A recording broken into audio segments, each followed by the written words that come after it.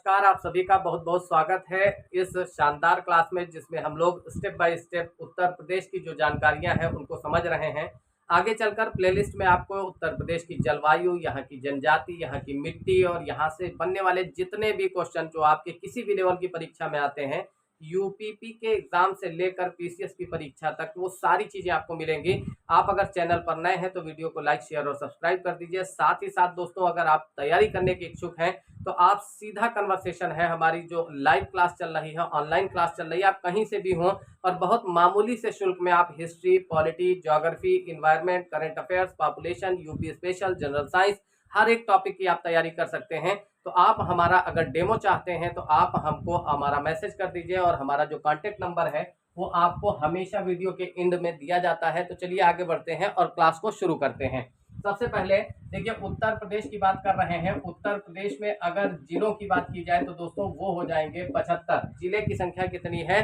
Total 75 जिले हैं। और अगर हम कहते हैं कि उत्तर प्रदेश को कितने मंडलों में बांटा गया है, तो मंडलों की संख्या दोस्तों हो जाएगी 18। यानी यूपी के मंडल कितने हैं? तो 18। अगर कहता है कि उत्तर प्रदेश में तहसील कितनी है, तहसीलों की संख्या कितनी है, तो दोस्तों याद रखिएगा कि जो तहसील है, तहसीलों की संख्या कितनी है, याद रखना है दोस्तों कि उत्तर प्रदेश में टोटल 350 तहसीलें हैं। कितनी तहसीलें हैं? 350 तहसीलें हैं। तो तहसीलों की कुल संख्या हो गई। अगर कहता है कि उत्तर प्रदेश में नगर निगम की संख्या कितनी है साथियों, तो ध्यान रखना है कि जो नगर निगम है वो कितने हैं, तो नगर निगम हो जाएंगे 17। कितने नगर निगम हो गए हैं? तो 17 नगर निगम है। ठीक है। इसके अलावा ध्यान रखिएगा कि अगर नगर पालिकाओं की बात करता है, यहाँ पर नगर पालिका की बात कर रहा है, तो नगर पालिका की जो संख्या है दोस्तों वो हो जाएगी 198, 198। ठीक है, कितना हो गई?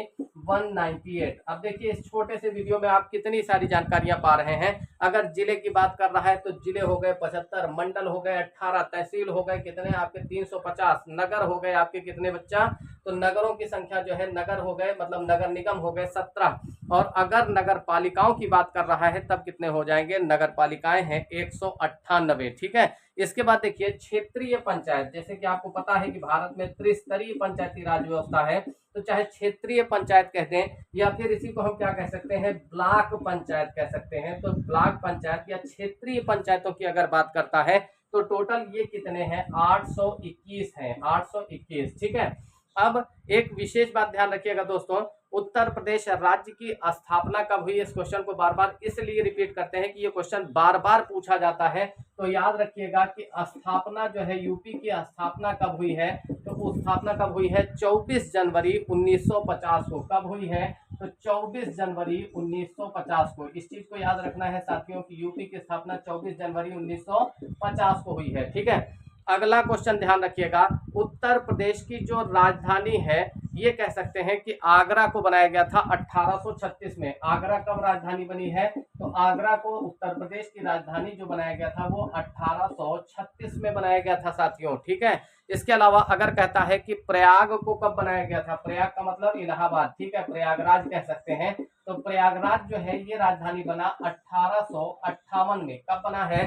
तो प्रयागराज जो है वो 1858 में। इसके बाद 1858 से फिर 1921 में आते हैं, और 1921 में लखनऊ जो है, लखनऊ को आंशिक राजधानी बनाया गया था। यानी पूरी तरह से नहीं, संभावित या आंशिक राजधानी, कुछ हद तक राजधानी का काम जो है वो लखनऊ से किया गया।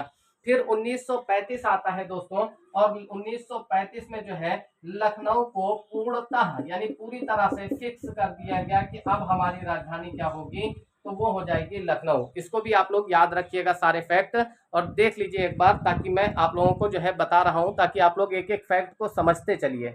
दोस्तों आगे बात करते हैं उत्तर प्रदेश की चौहद्दी। चौहद्दी का मतलब जो 4 कोने हैं यूपी के, ये कहां से कहां तक हैं। ठीक है। यानी अगर क्वेश्चन कभी कभी करता है कि उत्तर प्रदेश के सबसे उत्तर में कौन सा जिला है, सबसे उत्तरी जिला कौन सा है, तो दोस्तों याद रखिएगा ये हो जाएगा सहारनपुर। ठीक है। अगर कहता है कि सबसे ज्यादा दक्षिणी कोने पर या दक्षिण में कौन सा जिला है, तो दोस्तों दक्षिण में सोनभद्र हो जाएगा। इस चीज को आप लोग याद रखेंगे।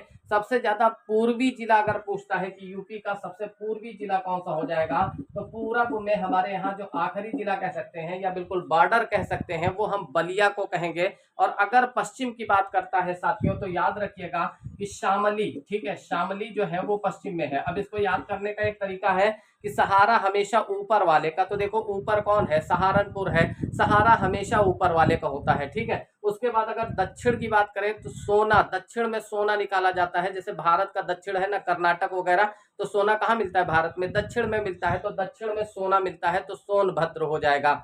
अगर पूरब की बात करते हैं तो पूरब में बलिया है, और सूरज जो है वो पश्चिम में डूबता है, तो शाम शाम को डूबता है ना, तो यहाँ पर देखिए शामली, शामली मतलब शाम को सूरज डूबता है, तो पश्चिम का जो जिला हो जाएगा वो शामली हो जाएगा। इसके अलावा ध्यान दीजिएगा दोस्तों, अगला क्वेश्चन, उत्तर प्रदेश का एक जो केंद्रीय कारागार है, कौन सा है, एकमात्र उत्तर प्रदेश में जो केंद्रीय कारागार, कारागार का मतलब आप जान रहे हैं जेल की बात कर रहा है, तो एकमात्र जो केंद्रीय कारागार है वो कौन सा है दोस्तों, वो हो जाएगा आपका बरेली। क्या हो जाएगा, बरेली, ठीक है। अब बरेली से कई सारे क्वेश्चन आपके पूछे जाते हैं, काफी सारे क्वेश्चन पूछे जाते हैं।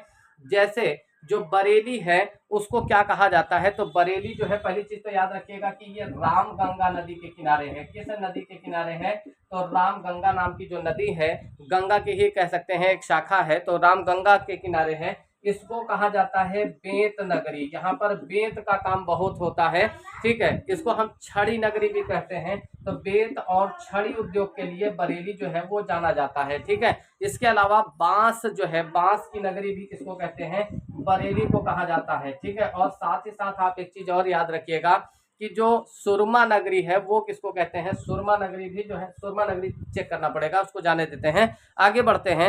अब देखिए एक जिला है जिसे हम कहते हैं ललितपुर। क्या कहते हैं, ललितपुर। ललितपुर एक ऐसा जिला है जो तीन ओर से यानी तीन दिशाओं से मध्य प्रदेश से घिरा हुआ है। तो ललितपुर जो है वो तीन ओर से किससे घिरा हुआ है भैया, तो मध्य प्रदेश से, ठीक है। और मध्य प्रदेश को क्या कहते हैं, टाइगर स्टेट कहते हैं, बाघ प्रदेश कहते हैं, सोया प्रदेश कहते हैं, ठीक है। इसके अलावा तेंदुपत्ते का सबसे बड़ा उत्पादन है जो है वो आपका मध्य प्रदेश में हो जाता है, ठीक है। अगर नहरों की बात की जाए, उत्तर प्रदेश में सबसे ज्यादा जो नहरों की जो लंबाई पाई जाती है तो वो प्रतापगढ़ और रायबरेली, ये दो जिले आप याद रखिएगा। प्रतापगढ़ और दूसरा कौन सा हो जाएगा, तो रायबरेली, ठीक है, रायबरेली हो जाएगा।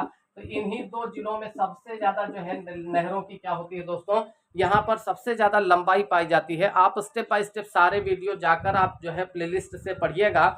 आपका यूपी से बनने वाला कोई क्वेश्चन, चाहे वो करंट में कोई योजना पूछी जाए या कुछ भी पूछा जाए, सारे क्वेश्चन आपके हल होंगे। तो इस चीज को याद रखिएगा। उत्तर प्रदेश की पहली जो महिला मुख्यमंत्री हैं वो कौन है, महिला मुख्यमंत्री, ये हो जाएंगे, मुख्यमंत्री हो जाएंगे सुचेता कृपलानी। कौन हो जाएगा, तो सुचेता कृपलानी, इसको याद रखना है, सुचेता कृपलानी, ठीक है।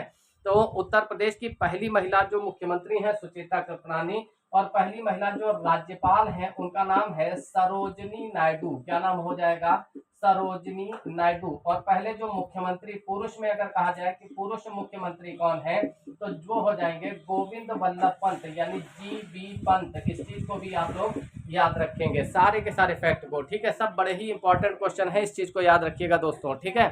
आगे बढ़ते हैं, चलिए अगला क्वेश्चन देखिए। उत्तर प्रदेश में जो कह सकते हैं सबसे कम सीमा वाला राज्य, ठीक है, यानी कौन सा ऐसा राज्य है, अगर क्वेश्चन करता है कि कौन सा ऐसा राज्य है जहां पर सबसे कम सीमा को स्पर्श करता है, यूपी जो है उसका बॉर्डर सबसे कम किस राज्य को टच करता है, तो दोस्तों याद रखिएगा ऐसा राज्य है हिमाचल प्रदेश। कौन सा हो जाएगा, हिमाचल प्रदेश। तो ठीक है साथियों, आज की वीडियो को हम लोग यहीं पर करते हैं समाप्त, और अगली वीडियो में फिर उत्तर प्रदेश की जानकारी आपके लिए लेकर आएंगे, कुछ नए फैक्ट, कुछ पुराने फैक्ट, जिससे आपको याद हो जाए। और अगर आप तैयारी करने के इच्छुक हैं बच्चों, तो हमारा जो कॉन्टेक्ट नंबर है, आप फ्री ट्रायल क्लास लेना चाहते हैं तो हमारे इस नंबर पर 72 75 12 90 52, ठीक है, इस पर आप लोग जो है हमको मैसेज कर सकते हैं। तो शेष आप लोगों को वीडियो कल आप लोगों को फिर मिलेगी।